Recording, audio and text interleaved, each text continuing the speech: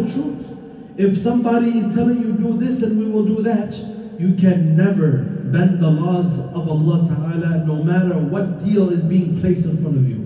No matter what anybody or any group of people or any community is offering you, be it they are offering you millions of dollars, whatever the case may be, you cannot bend the laws of Allah according to their desires when the truth has already come to you. The haqq is in front of you. How can you go towards batil when the haqq is there? Do not sell the verses of Allah for a small price. لِكُلٍّ جَعَلْنَا مِنْكُمْ شِرْعَةً وَمِنْهَاجًا. We have made for each one of you shir'ah, a sharia, a way, وَمِنْهَاجًا, and a method.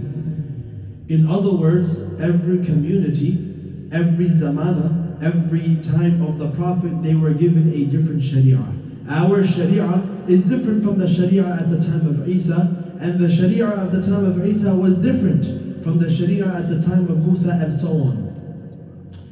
Now the question comes, why has Allah Ta'ala not made one sharia, one law from the beginning of time till the end of time? Why was it constantly changing? Why were the sharia is different from each zamana, and then they have abrogation, nasikh and mansukh? What is the reason? Why couldn't it have been one book, one law, so that there is no difference of opinion, there is no confusion? One book, one law from the beginning of time till the end of time. Allah Ta'ala answers that question in the next line. Allah Ta'ala says, وَلَوْ شَاءَ اللَّهُ. If Allah Ta'ala wanted, لَجَعَلَكُمْ أُمَّةً وَاحِدًا.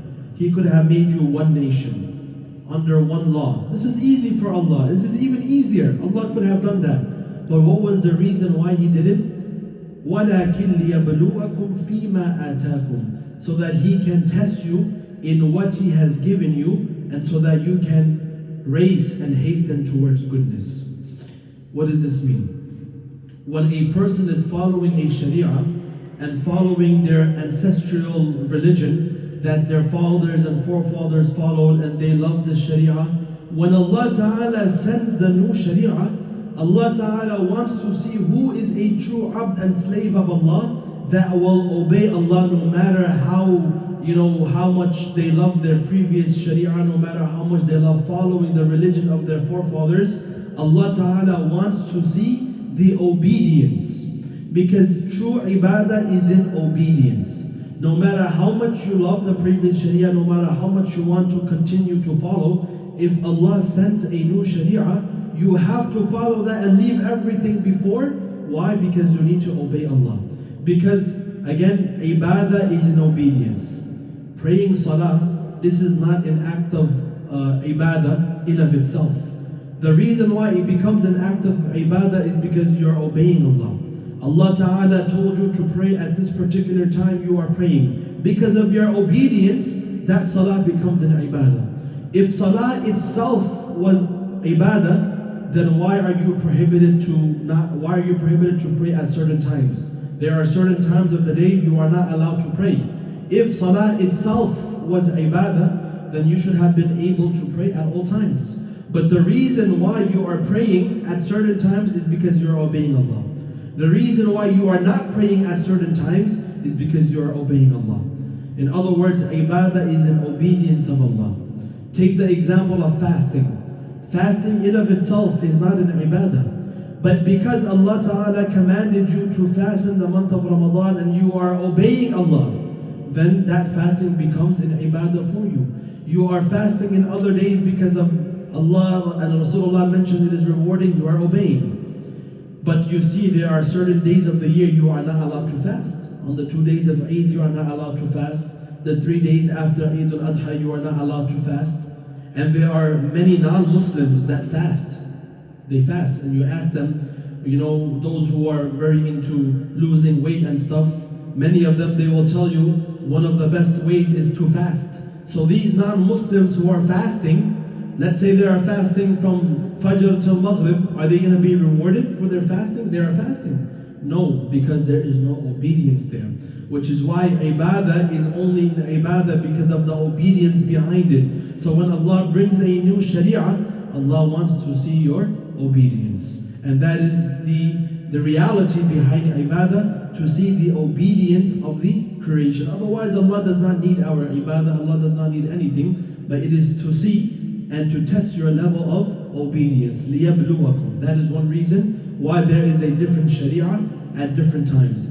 A second reason, which is the common reason that we know, is that different people at different times and different eras need different laws. If our sharia was there for the previous people, they will not be able to do it. If we were given the same laws as the people of Adam alayhi salam or Nuh alayhi salam, we will not be able to do it. Because the people are different, the zamana is different, everything is different. We would be in deep trouble if we only had one law from the beginning of time till the end of time. So Allah Ta'ala knows which laws are needed at which particular time. Because Allah abrogated the Torah and the Injil doesn't mean that there is something wrong with them. It is at that time those laws were important and necessary, and today these laws are important and necessary. For example, a doctor prescribes a medicine and they say take this medicine for 3 days. Once the patient takes the medicine, they see a difference in their body, and now the doctor will say stop that medicine, I'm going to give you a new one because your body is in a different stage.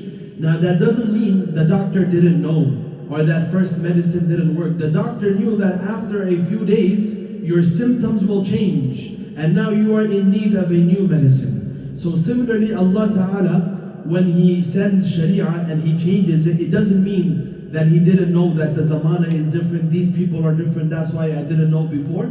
Na'udhu billah, Allah knew everything. But because every single time needed that, and when the time came right, then Allah Ta'ala changes it according to His knowledge and wisdom. إِلَى اللَّهِ مَرْجِعُكُمْ جَمِيعًا. To Allah Ta'ala all of you shall return, and He will inform you of what you used to disagree in. وَأَنِحْكُمْ بَيْنَهُمْ. Judge between them by which Allah has revealed. وَلَا تَتَّبِعْ أَهْوَاءَهُمْ. Do not follow their desires.